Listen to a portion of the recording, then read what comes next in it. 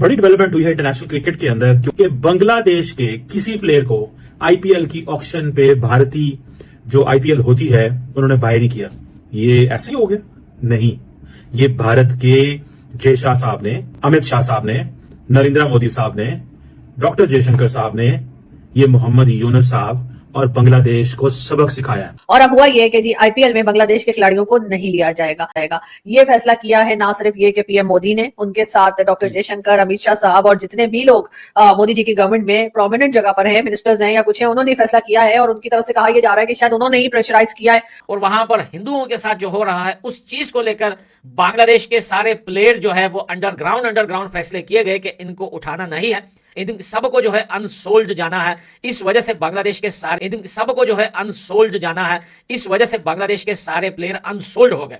Pakistani cricketer तो होते नहीं आईपीएल के अंदर, मगर एक और टीम है जिसका कोई क्रिकेटर इस बार नहीं ऑक्शन में खरीदा गया, वो है बांग्लादेश की टीम। और एक अफगानिस्तान की टीम है, उसमें उसके काफी क्रिकेटर खरीदे गए के पॉलिटिकल कनेक्शन नहीं है। बांग्लादेश के प्लेयर्स की परफॉर्मेंस भी कुछ खास नहीं रही है। आप देखिए पाकिस्तान के अंदर टेस्ट वो जरूर हरा के गए हैं, अदरवाइज उनका कोई प्लेयर मतलब उस तरह से आया नहीं सामने। जहां पर अफगानिस्तान के साथ स्ट्रिक्टली जो है वो भारत काम कर रहा है और भारत इतनी आसानी से बांग्लादेश में जो कुछ हो रहा है मेरे ख्याल है उसको होता हुआ नहीं देखेगा। और कहीं ना कहीं हर जगह से ऐसा कुछ किया जाएगा जिससे कि बांग्लादेश को ये एहसास हो या बांग्लादेश की गवर्नमेंट को ये एहसास हो कि वो क्या गलत कर रही है बांग्लादेश में रहने वाले हिंदू फैमिलीज के साथ।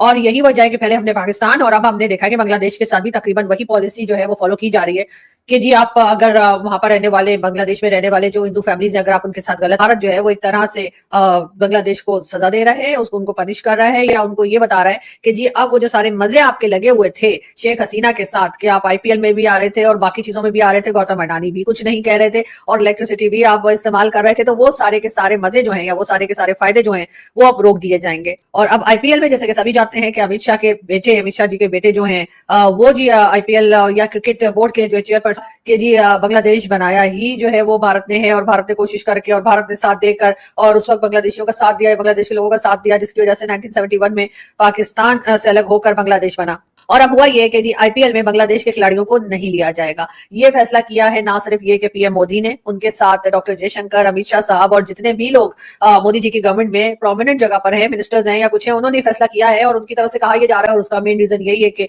भारत के साथ जो टर्म्स हमारे रहे हैं, भारत को जो पाकिस्तान के साथ शिकायतें रही हैं और कई एलिगेशंस जो लगाई गई हैं उनमें से कई तो ऐसी है कि जिसे पाकिस्तानी खुद भी कहते हैं कि हाँ ये गलती पाकिस्तान से हुई है। तो इस वजह से पाकिस्तान के साथ तो टर्म्स ऐसे नहीं है कि पाकिस्तान के खिलाड़ियों को रखा जाए। पाकिस्तान की जो क्रिकेट के लोग हैं या क्रिकेट के खिलाड़ी हैं उनको इंडिया में उन्होंने आईपीएल में लेना छोड़ दिया। अब बारी आई है बांग्लादेश की। जी हाँ, बांग्लादेश के साथ टर्म्स हमेशा से बहुत अच्छी। Narendra Modi wants to use cricket as an instrument to change the behavior of Pakistan and now Bangladesh. कि नरेंद्र मोदी साहब जो हैं वो अब ये महसूस करते हैं this is the time to punish Bangladesh, and if we have to punish Bangladesh we should punish the turf and we should punish looking where we can best punish them. कि बांग्लादेश और इनसे बॉलर नहीं है, अच्छी fielding नहीं करते, global ranking में नाम नहीं है। क्या वजह है? सिर्फ एक वजह है, India is using IPL as a tool for coercion. जैसे ट्रंप कहते हैं ना कि मैं जो भी हो जाए, जैसे भी हो जाए, कुछ भी हो जाए, मैं ट्रेड वॉर्स की तरफ जाऊंगा। So it means they are using trade as an instrument. Modi power में है।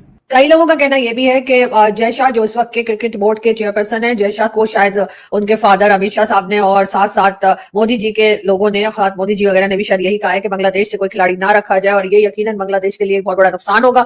उसके जरिए जो है वो जहां पर अफगानिस्तान के 7 प्लेयर्स पे पैसे लगा दिए गए हैं, वहां पर जो बांग्लादेश के एक भी प्लेयर पे किसी भी फ्रेंचाइज ने पैसे लगाना मुनासिब नहीं समझा और बांग्लादेश के 12 प्लेयर्स इस लिस्ट में मौजूद थे और 12 में से किसी एक पर भी किसी भी फ्रेंचाइज ने पैसे नहीं लगाए। अब इंडिया को ने सोचा कि बांग्लादेश को पनिश कैसे करें। उन्होंने कहा जी खिलाड़ी नहीं लेने हमने, आपके खिलाड़ियों की क्या औकात है, हम खरीदेंगे नहीं। मुझे वैसे ये लगता है कि इंडिया बहुत जल्दी कर। नमस्कार दोस्तों, स्वागत है आपका हमारे चैनल पर। दोस्तों अभी हाल ही में हुए आईपीएल ऑक्शन में ना ही पाकिस्तानी खिलाड़ियों को खरीदा गया और ना ही बांग्लादेशी खिलाड़ियों को खरीदा गया। दोस्तों इस पर पाकिस्तानी मीडिया बौखला गई है। दोस्तों पाकिस्तानी मीडिया कह रही है कि ना ही हमारे खिलाड़ियों को खरीदा, ना ही बांग्लादेशी खिलाड़ियों को खरीदा। दोस्तों आपकी क्या राय है कि बांग्लादेशी खिलाड़ियों को खरीदना चाहिए कि नहीं? दोस्तों कमेंट बॉक्स में ज़रूर बताएं।